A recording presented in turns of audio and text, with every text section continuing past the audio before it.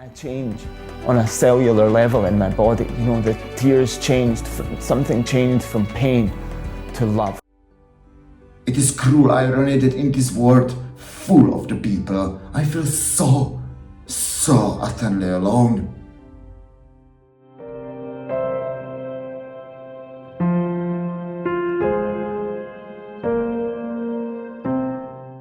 And of course, we gonna have a lot of fun. So you ready?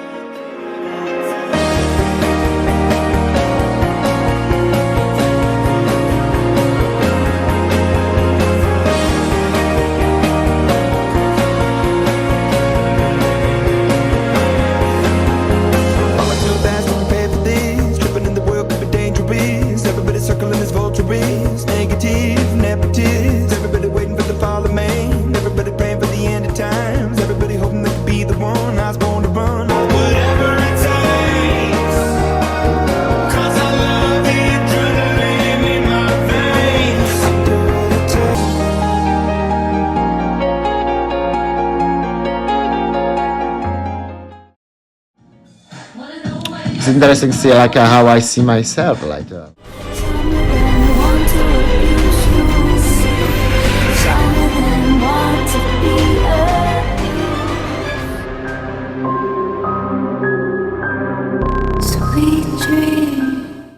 The scarlet letter of drug addiction.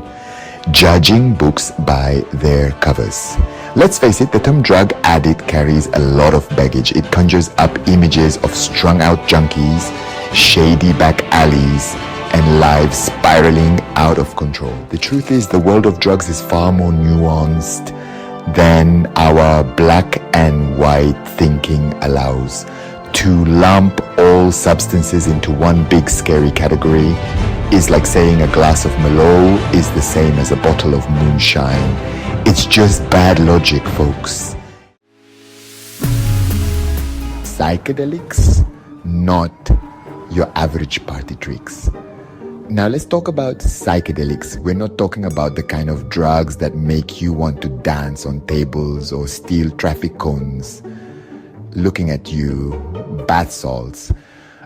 We're talking about substances like DMT, MDMA, and ketamine, which are increasingly being studied for their therapeutic potential in treating conditions like depression, PTSD, and addiction itself. Imagine a world where instead of prescribing pills that numb the pain, we could offer therapies that help people confront the root of their suffering and emerge stronger on the other side. That's the promise that psychedelics hold. Of course, it's important to approach these substances with caution and respect. Just like any powerful tool, they can be misused or abused.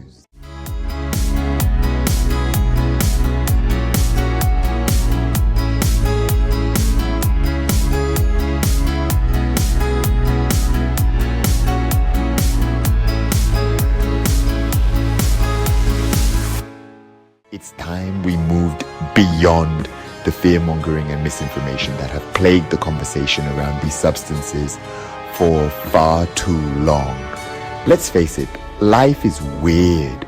We're all just bumbling through this cosmic circus, trying to figure things out as we go.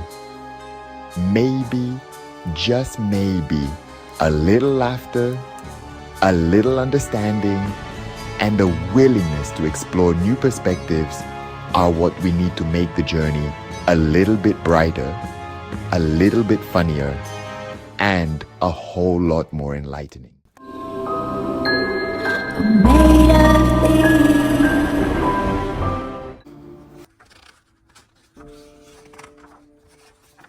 I just hope my death makes more sense than my life. See? You put the things that do the killing between your teeth. but you never give it the power to killing.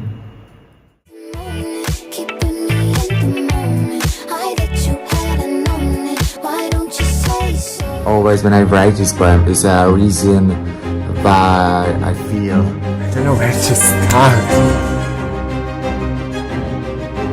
But it's done. Shake it off, shake it off.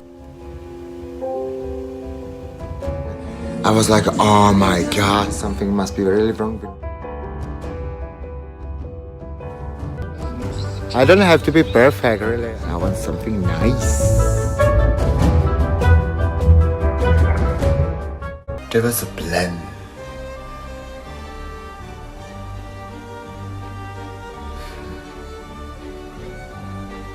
And I try.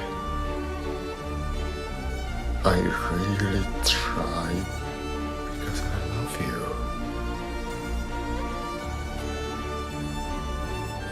But thing is, I'm a little bit mad.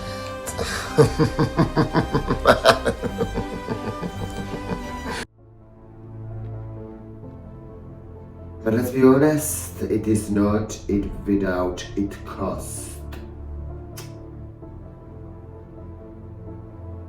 The thrill can lead to obsession.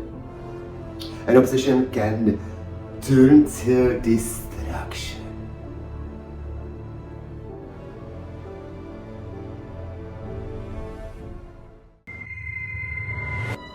Going back and doing it. I just got to doing, even when we know we probably shouldn't. One extraordinarily powerful chemical, dopamine. Dopamine is a neurotransmitter, a chemical certain brain cells use to communicate with each other. The brain has dozens of these, but dopamine plays a special role in motivating our behavior, something it's able to do simply because it makes us feel really good. Each of these experiences causes a dopamine spike, building positive associations and shaping our habits and desires. Yeah, but I don't wanna spend the night acting out, love the way you lie. But the shit just went awry. Me in the eye, bit me in the thigh, then begin to cry. I'm at the end of my wits, in this my so just a couple of fools.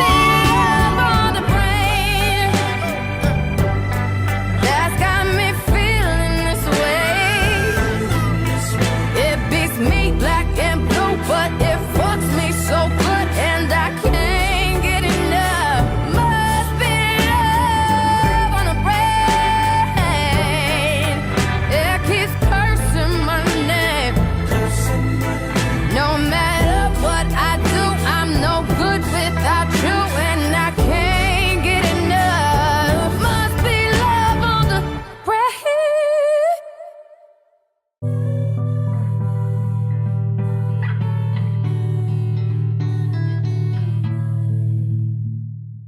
We must first journey back to a time when staying alive was a challenge.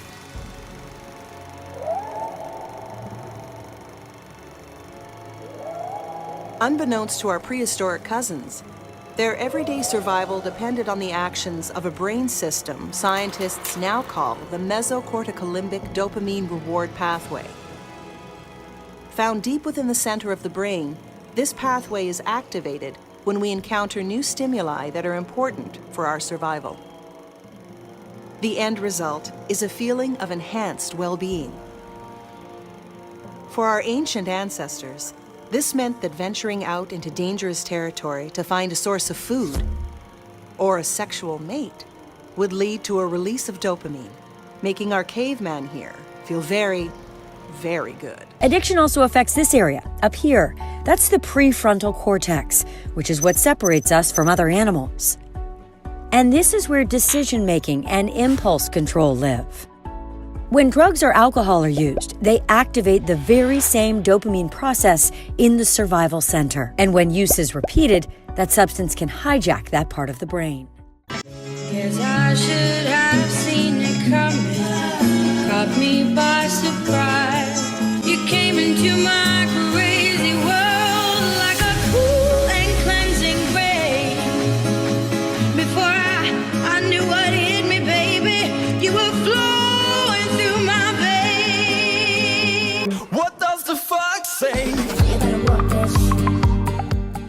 feel energized and confident. But what happens is that methamphetamine kills glial cells in your brain. These glial cells are part of the brain which allows you to plan, think clearly, and make a decision. It immediately influences the body's significant nervous system. Over time, meth use may also completely harm the mind cells that produce dopamine, as well as those that produce serotonin, every other mind chemical that performs a function in our experience of pleasure. When you're high on meth, you may feel like being extra effective and efficient than you really are.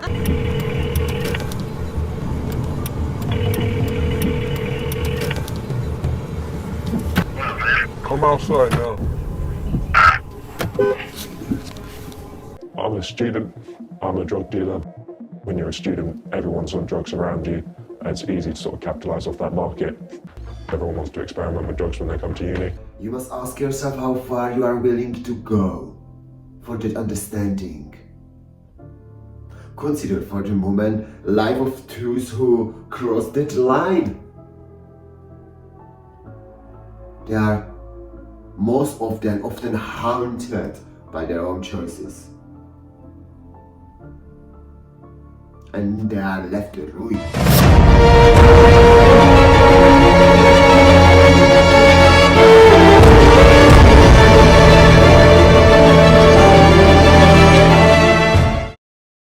Should all drugs stay illegal for personal use? No, the exact opposite. In fact, all drugs should be legalized and regulated. Please never separate those words. When I did psychedelics, I think it's not so much the drug, but it's what the drug shows you. It shows you that you're telling yourself things that aren't true. And you could tell yourself something else. Is that a beautiful experience, would you say? I would say yes. There are no good or bad drugs. There are just good or bad policies.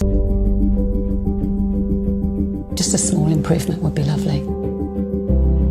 Just for him to see the world through a different pair of eyes. I realized that set and setting had an almost dogmatic energy to it. You know, that was all there is, and set and setting's not enough. That we have to incorporate skillful use of these medicines to really achieve what we want to do with them. One of the communities that doesn't acknowledge this need for skill explicitly. You know, with all this psychedelic insight that people are gaining, with all the mystical experiences, with all the skills that are being improved, and all these different things that come out of it, it's most important to remember that ecological awareness is probably first and foremost what the psychedelics are trying to impart on us.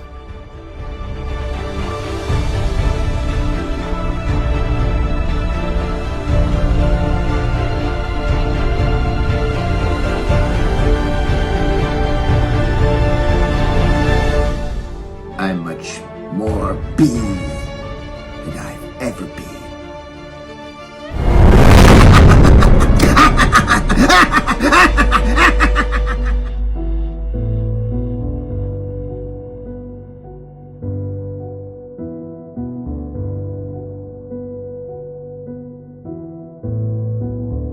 I don't know just how it happened. I let down my guard. Swore I'd never fall in love again, but I fell hard. Guess I should have seen it coming. Caught me by surprise. Wasn't looking where I was going. I fell into your eyes. You came into my crazy world like a cool and cleansing rain. Before I knew what hit me, baby, you were flowing through my veins. I'm addicted to you.